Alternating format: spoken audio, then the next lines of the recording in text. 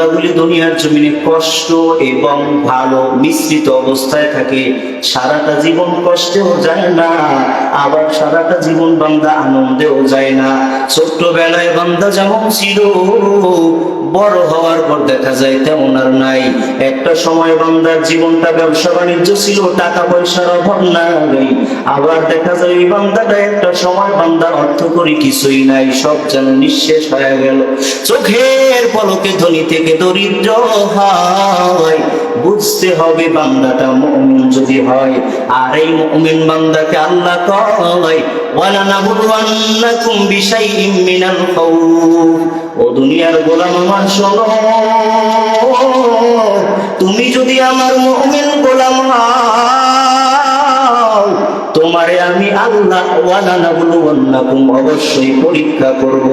আল্লাহ কি দিয়া পরীক্ষা করবেন? আপনি পরীক্ষা করলে তো পাশ করার মতো আমরা কোনো বান্দা দুনিয়ার জমিনে নাই, কারণ আমরা বড় দুর্বল।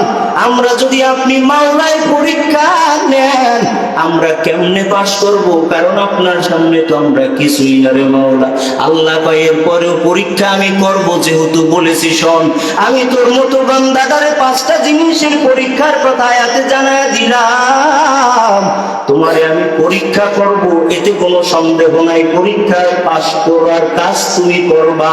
পরীক্ষা কি দিয়া করবেন? আল্লাহ কয় ভয়ের মাধ্যমে তোমারে আমি পরীক্ষা করব। মাঝে মধ্যে একটু ঘূর্ণিঝড় দিব, মাঝে মধ্যে একটু শিগর দিব, মাঝে মধ্যে তোমাদের এই আখাউড়াটারে, এই ব্রাহ্মণবাড়িয়াটারে পানি দিয়ে তলায়া দিব। ও আল্লাহ, এই কাজ নিয়ে আপনি করবেন? আল্লাহ কয় হ্যাঁ, দেখা দিছি এইবারের বন্যায়। দেখছেন না বন্যা? আল্লাহ তাআলা কয় এটা পরীক্ষা। কোন বান্দা পরীক্ষায় পাস করবে, আবার কোন বান্দা পরীক্ষায় ফেল করে জাহান্নামী হয়ে যাবে। আল্লাহ কয় তুমি কি জানো নি আমি আল্লাহ কেমন পরীক্ষা করব, কেমন রব?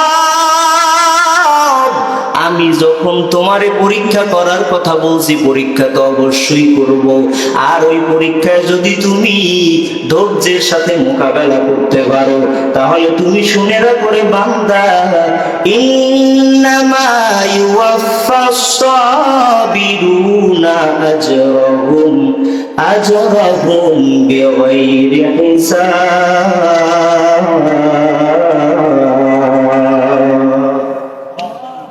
আল্লাহ কয় বান্দা আমি তোমারে পরীক্ষা করব, পরীক্ষায় যদি তুমি ধৈর্যের পরীক্ষায় পাশ করতে পারো, তাহলে আমি তোমারে কম দিব না, বরঞ্চ আমি তুমি বান্দাটারে পুরোপুরি দিয়া দিব। ও আল্লাহ পুরোপুরি কি দিবেন? আল্লাহ কয় বেগাইরি হিসাব, জান্নাত দিয়া দিব। বুঝেন নাই কথা? আল্লাহ কয় পরীক্ষা নেওয়ার পর বেগাইরি হিসাব দিব। কি দিবেন রে রব? রব কয় কি দিব বুঝো না, তোমারে আমি জান্নাতটাই দিয়ে দিব। কারণ বিনা হিসাবে যদি জান্নাত না পাও, তোমার আমার নবী ডাক দিয়া কয় মান উশিবা উকিবা, যদি কোন বান্দারে আল্লাহ কিয়ামতের দিন হিসাবের জন্য ধইরা বসে, কোন বান্দা হিসাব দিয়া জান্নাত পাওয়া সম্ভব না। জান্নাত যদি পেতে হয়, পেতে হবে বান্দা বেগাইরি হিসাব, হিসাব ছাড়া। হিসাব দিয়া জান্নাত পাওয়ার মতো বান্দা দুনিয়ার জমিনে আসে না। কথা কি বুঝতে পারলেন নাকি? হিসাব দিয়ে পারবেন জান্নাত পাইতে? পারবা না রে গোলাম।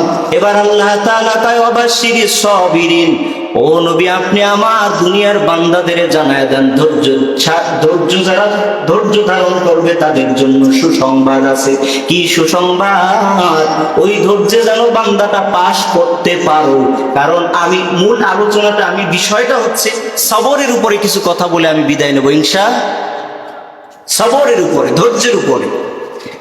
এরে নবীর উম্মতের দল, আল্লাহ তাআলা কয় ও নবী উম্মতের জানায়া দেন কোরআনুল কারীমের আয়াত। আমার বান্দারা যেন ধৈর্য ধারণ করে, ধৈর্য ধারণ করলেই পরে তাদের জন্য নাজাতের ফয়সালা হয়ে যাবে। কেমন ধৈর্য ধারণ? ওরে বান্দা, ধৈর্য বলতে শুধু মুসিবতের সময়, বিপদের সময় ধৈর্য বলে না, না। ধৈর্যটা, এই ধৈর্যটা তিন প্রকার। ইবাদতের বেলায় ধৈর্য ধারণ করো, সবরুন আলা তাআত, ইবাদতের বেলায়, আনুগত্যের বেলায় ধৈর্য। 2 নাম্বার সবরুন আলাল মাসিয়াত, বলে বান্দা গুনাহের ব্যাপারেও ধৈর্য আছে না না? ইবাদতের বেলায় ধৈর্য। 2 নাম্বার বলে গুনাহের ব্যাপারেও ধৈর্য।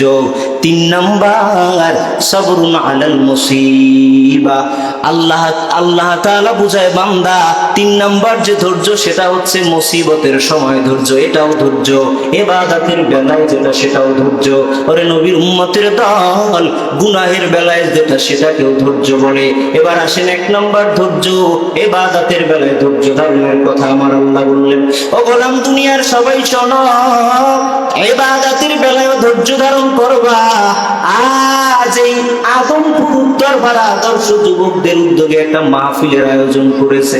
তোমার এইখানে আইসা বাড়ির থেকে রওনা দিয়ে আসার পরে এখনো যেহেতু তুমি বসতে পারো নাই, তোমার ধৈর্য হয় নাই, তুমি ধৈর্য হারা দাঁড়ায় আছো। কেউ কেউ রাস্তাঘাটে দোকানপাটে হাঁটা চলা করো। এরে নবীর উম্মতের দল, আমার আল্লাহ কয় না বান্দা ইবাদতের বেলায় ধৈর্য ধারণ করো। এরে যুবক ভাই আমার, ইবাদতের বেলায় ধৈর্য কাকে বলা হয়? বলে বান্দারে, ফজরের সময় শীতের দিন আরামের বিছানা ছাইরা উঠতে কষ্ট হয়, এরপরও তুমি ওই আরামের বিছানাটা ছাইরা ঘুমটারে হারাম কইরা এরপরে যদি তুমি ফজরের মুয়াজ্জিনের আসসালাতু খায়রুম মিনান নাওম, ওই ঘুমের থেকে নামাজ ভালো যে আওয়াজ মুয়াজ্জিন দিছে, যদি তুমি কাতারে গিয়ে শামিল হতে পারো, এই এত কষ্ট হওয়া সত্ত্বেও যদি তুমি কাতারে শামিল হও, বোঝা যাবে ইবাদতে তোমার ধৈর্য আছে। একটু শীত দেখা উযু করতে মনে চায় না, একটু শীতের কারণে মসজিদে যাইতে মন চায় না, শীতের কারণে মসজিদে আসতে পারলি না, ধৈর্যের অভাব আছে তোমার এখন। তুমি ওই শীতের কারণে ঠান্ডা পানির ওযু বানাইতে পারো না, বোঝা যাবে যে তোমার ধৈর্যের অভাব আছে, অভাব আছে। ধৈর্য তোমার এখনো পরিপূর্ণ হয় নাই। এর নবীর উম্মতের দল, ধৈর্যের সাথে কেমনে ইবাদত করতে হয় রহমতের নবী জানায়া দিয়েছেন। ও দুনিয়ার উম্মত আমার, আম্মা জানা আয়েশা বলেন রহমতের নবী আমার রাত্রিবেলা ডাক দিয়া কয়, ও আয়েশা, একটু সুযোগ কি দিবা নাকি আমি একটু আমার আল্লাহরে ডাকার জন্য তোমার কাছে সময় চাই। আয়েশা বলে, রহমতের নবী, আপনি যেটা ভালো মনে করেন আমিও সেটাই চাই, যেটা আপনার পছন্দ সেটা আমারও পছন্দ গো নবী। রহমতের নবী আম্মা জান আয়েশা বলে, হুজুর আমার বিছানাটা ছাইরা উঠা গেল। রহমতের নবী কেমন মায়ার নবী আমার, উম্মতের শিকার উম্মত নামাজ কেমনে পড়বা আমি নবী দেখায় গেলাম। হাদিসে তো এটাও আছে, রহমতের নবী সারা রাত নামাজে দাঁড়ায় থাকতে থাকতে পা মুবারক ফুলে যাইত। রহমতের নবী যখন বিছানাটা ছাইরা, বিছানা ছাড়ার পরে যখন নামাজে দাঁড়াইছে, আব্বা জান আয়েশা বলে, নবী আমার নামাজ পড়তেছে, নামাজ করে আর রহমতের নবীর দুটি চোখ বেয়ে বেয়ে ঝর্ণার মতো পানি ঝরে। হাদিসের ভিতরে আম্মা জান আয়েশা বলেন, দেখতেছি রহমতের নবীর দাড়ি মুবারক চোখের পানিতে ভিজে যাইতেছে। রহমতের নবী সিজদা দেয়, চোখের ভিতরে পানি। আমার মায়ার নবী সিজদা দেয়, চোখের ভিতরে পানি। আবার দাঁড়াইলো, কেরাত চলতেছে, লম্বা কেরাত চলতেছে। আবার সিজদায় গেল, সিজদায় গিয়া রহমতের নবীর কান্নার আওয়াজ, চোখের পানিতে দাড়ি মুবারক ভিজিয়া যায়। রহমতের নবী আমার সারা রাত নামাজ পড়ার পরে এমন সময় রহমতের নবীর এখনো নামাজ শেষ হয় নাই, ইতিমধ্যে ফজরের আজানের সময় হয়ে গেল। বিলাল আইসা হুজরার কিনারায় ডাক দিছে, পয়গম্বর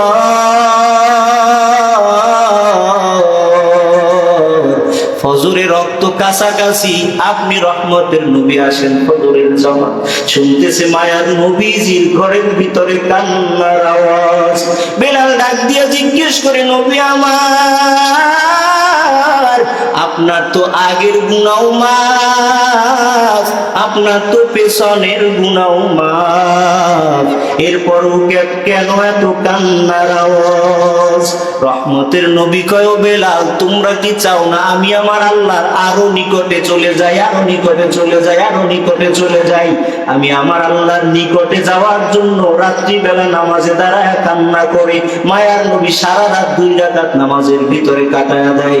আর আপনি আমি এমন নবীর উম্মত, নিজেদেরকে এত টাটকা মুসলমান মুমিন দাবি করার পরেও নামাজের ভিতরে ইমাম সাহেব একটু দেরি করলে পিছন দিয়ে মিস কল দিতে দেরি করে না মুসলমান। জুমার দিন ইমামের বয়ান একটু লম্বা হইলে পরে মুসলমানের ধৈর্য ঠিক থাকে না রে বাবা। কেমন মুসলমান যেই নবী সারা রাত উম্মতের সবক দিয়া কয়, দেখ আমি নবী যদি সারা রাত দাঁড়ায় দাঁড়ায় সালাত আদায় করতে পারি রে উম্মত, তুমি কেন পারবা না? আমি নবীর তো গুনাহ নাই, তোমার তো গুনাহ ছাড়া সামনে কদম দেওয়ার উপায় নেই। এরে নবীর উম্মতের দল, 1 নাম্বার যেটা সেটা হচ্ছে সবরুন আলা তাআত, আনুগত্যের বেলায়, ইবাদতের বেলায় ধৈর্য, ইবাদতের বেলায় ধৈর্য ধারণ করতে হবে। 2 রাকাত নামাজ যখন একা ঘরের বসে পড়েন, 2 রাকাত নামাজে আধা মিনিটও লাগে না, 4 রাকাত নামাজে 1.5 মিনিটে শেষ। বোঝা গেল আমার ইবাদতের ধৈর্য এখনো ঠিক হয় নাই। ইবাদতের ভিতরে যদি ধৈর্য ঠিক আনা যায়, তাহলে বোঝা যাবে যে এখন থেকে আমি কামেল মুমিনের দিকে অগ্রসর হইতেছি। 1 নাম্বার গেল, ইবাদত করতে হবে ধৈর্যের সহকারে। কিসের সহকারে? বাজান আমার কথা বুঝেন আপনারা? ভাষা তো বাংলাই নাকি, একটু হেরফের আছে, আপনাদের আঞ্চলিকটা পারি না তাই। বুঝেন তো কথা? তাহলে 1 নাম্বার ধৈর্য কিসের ব্যাপারে বলেন? ইবাদতের ব্যাপারে। ইবাদতের ব্যাপারে 1 নাম্বার ধৈর্য কিসের ব্যাপারে? ইবাদতের ব্যাপারে। দেখাইছে না নবী? ধৈর্য ধারণ করবা, আল্লাহ কোরআনে কয় ধৈর্য ধারণ করবা। কোন সময় করবা? ইয়া আইয়ুহাল্লাযীনা আমানুস্তাঈনু বিস-সাবরি ওয়াস-সালাহ ইন্নাল্লাহা মা'আস-সাবিরিন।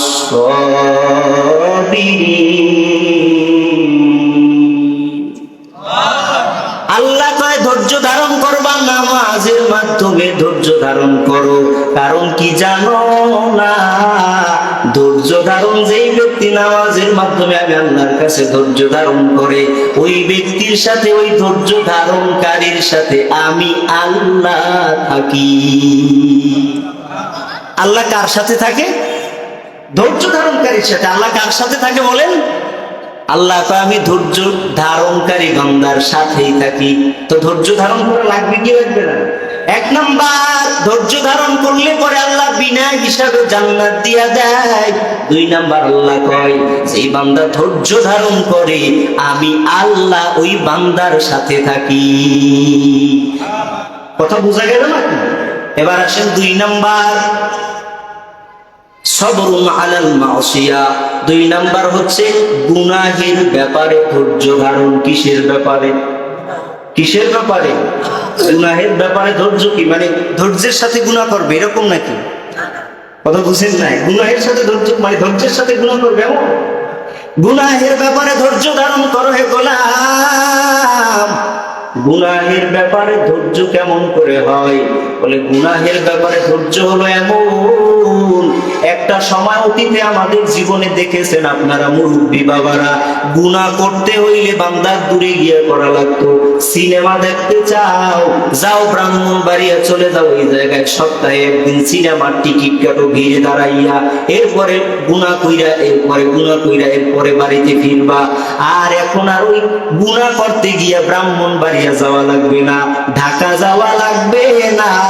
গুনাহের একটা অস্ত্রের নাম তোমার হাতে দিয়ে দিয়েছি, মোবাইল। কথা বুঝলেন নি আমার? গুনাহ করার জন্য ব্রাহ্মণবাড়িয়া যাওয়া লাগবে না, গুনাহ করার জন্য তোমার সেই ঢাকার জমিনে যাওয়ার দরকার নাই। গুনাহ করতে চাও, তোমার হাতেই তো অস্ত্র আছে, তুমি এটা দিয়ে চাইলেই সেকেন্ডের ভিতরে গুনাহ করতে পারো, কোনো অসুবিধা নাই। গুনাহ চাইলেই হাতের মুঠায় দিয়ে দিলাম, এবার করো, তুমি গুনাহ করো। ওই গুনাহের অস্ত্রটা পাওয়ার পর, গুনাহের যন্ত্র তুমি হাতের ভিতরে পাওয়ার পরেও যদি তুমি নিজের নিয়ন্ত্রণে নিয়া না আমি গুনাহ করবো না, সুযোগ সামনে আছে, এরপরেও গুনাহ করা যাবে না, যদি গুনাহ থেকে ফিরতে পারো, এটাই গুনাহের ব্যাপারে ধৈর্য। বুঝলেননি কথা? গুনাহের ব্যাপারে ধৈর্যের কথা কুরআনুল কারীমে সূরাতুল ইউসুফ তেলাওয়াত করবেন। ওই সূরার 53 নাম্বার আয়াতের ভিতরে আল্লাহ ইউসুফ নবীর সুন্দর করে একটা ঘটনা তুলে ধইরা কয়, ইন্নান নাফসা লাআম্মারাতুম বিসসূ। সূরা ইউসুফের 53 নাম্বার আয়াত। ইউসুফ নবী নিজে কি কয়? বলে গুনাহের দিকে আমার নফস তো আমারে বার ডাকে, নফস আমারে ডাকে গুনাহের দিকে। ইউসুফ নবীর কথা কোরআনে আছে। নবী যদি কয় আমারে গুনাহে, আমার নফস আমারে গুনার দিকে ডাক দেয়। ইউসুফ নবী হাতের কাছে গুনাহ পাইছে তবুও গুনাহ করে। বুঝেন নাই কথা? জানেন না তার কথা? জুলাইখা কয়, ইউসুফ 7 বছর তোমারে লালন পালন করছি, কোন জিনিসে কষ্ট দেই নাই, তোমারে সব জিনিস ঠিকভাবে দিলাম, কিন্তু আমার একটা আবদার, আমার একটা বারের জন্য হলেও মনের আশাটা পূরণ করে দাও। 7টা দরওয়াজার ভিতরে তালা লাগাইয়া স্পেশাল কক্ষে নিয়ে কয়, ওই ইউসুফ তোমার কাছে আমারে সমর্পণ করব।